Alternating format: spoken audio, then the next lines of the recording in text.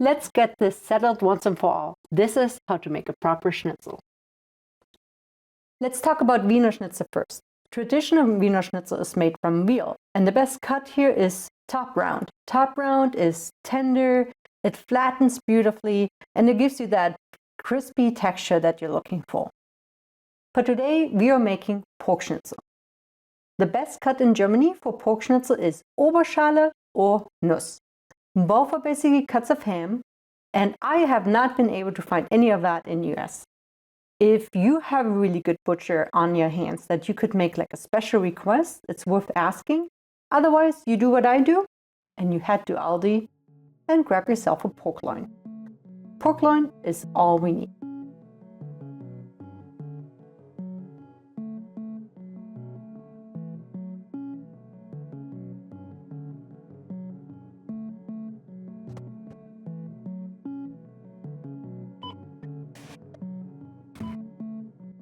First things first, we are going to open it and we will dry it off just with some kitchen towel.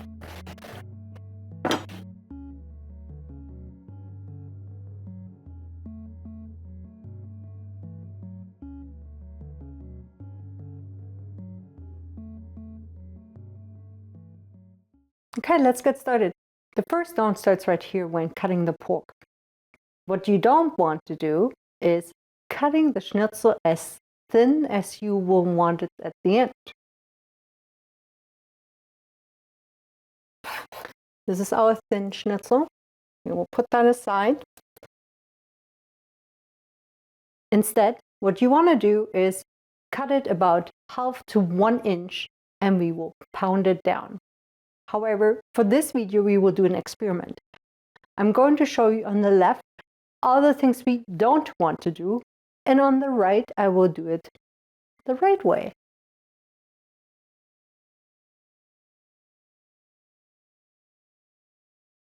To keep it nice and clean, what you want to do is get some plastic wrap to cover your pork, and then all the frustration of the day, or last week, or that one time that one coworker or your husband did something you didn't like.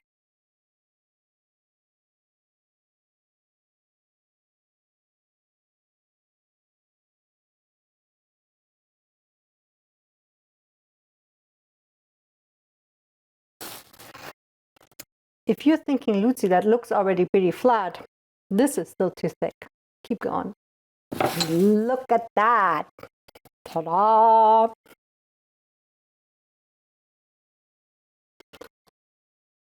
Let's do another one. Makes me feel better. Guess what? In Germany, fun fact, you always know when your neighbors are going to have schnitzel because you clearly can hear that.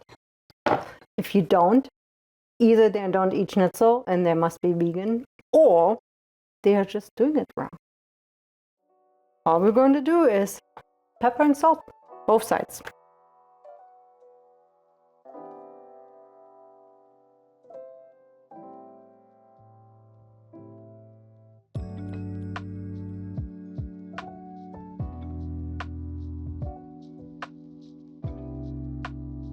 Now the next step is building our Panierstraße breading station.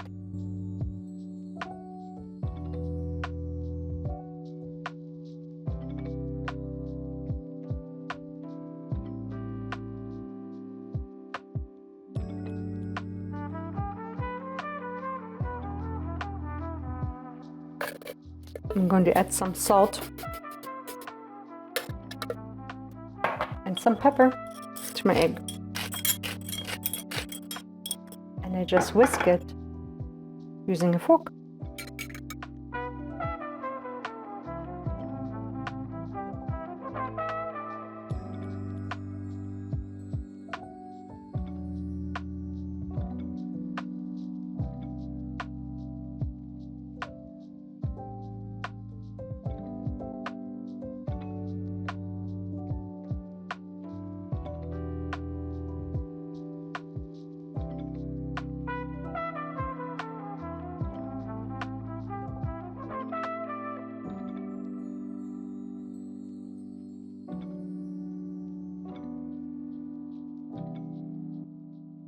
If you thought that was it, you made the next mistake. You also need all-purpose flour. Hey, if you're enjoying this content so far, do me a favor and push that like button and subscribe. It really helps my channel. Thank you. Panierstraße in German means breading street, so breading station. The wrong way to do it is egg first and then the breadcrumbs. Let's do this. And then there's another thing that you can do wrong, and that is really push it hard into that breadcrumb. So really hard pushing. That's what we don't want to do. You will see later why not. Okay, this is our wrong schnitzel. Looks perfect, looks right, but it's not. Now let's do it the right way. Flour first. Everywhere. You don't want to have spots that are missing it. Just lightly.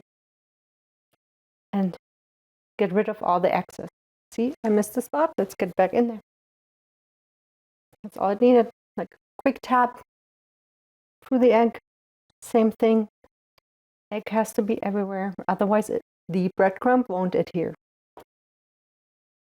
And what can happen with egg is like sometimes it tends to just run off. But if you have enough egg in your bowl, it shouldn't happen. And then into the breadcrumb. And you'll see I will just tap it lightly. Pretty much let the weight of the schnitzel do its thing. I'm not pushing. Next mistake is frying with butter or just a small amount of oil. What you rather want to do is use a generous amount of ghee. However, ghee is quite expensive here in the US, so what you can use instead, some vegetable oil, a good amount of it. So we added just a small amount of oil for the schnitzel that's showing you how not to make it. Another do not do it is do not put it in the air fryer. Okay? So get it added. Here, right there where there's a little bit of oil. There, a little bit of oil. So I hope you saw I actually gave it a good chance. I swooshed it once for the oil.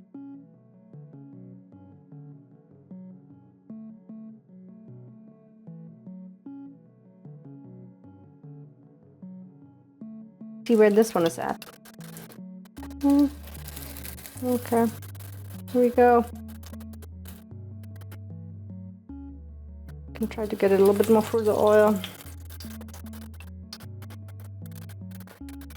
I don't know if you already can see it, but it already doesn't quite look right.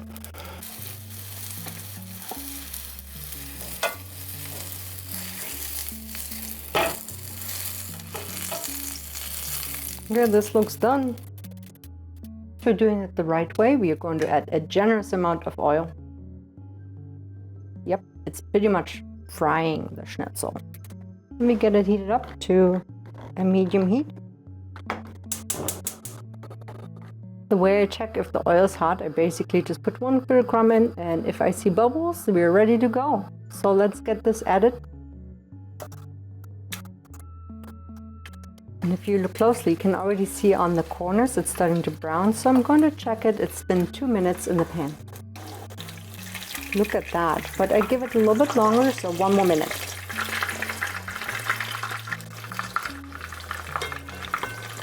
It's been 3 minutes on this side. Let's get it flipped. I seem to have uneven heat here. This is perfect. However, I don't like how pale it still looks here, so although I don't like doing it, I will give it another time on the other side. Okay, it's been 3 minutes on the other side. Let's look. Oh my gosh, look at that. Yes, that is what it should look like. Here they are. The not so good schnitzel and the delicious golden brown schnitzel.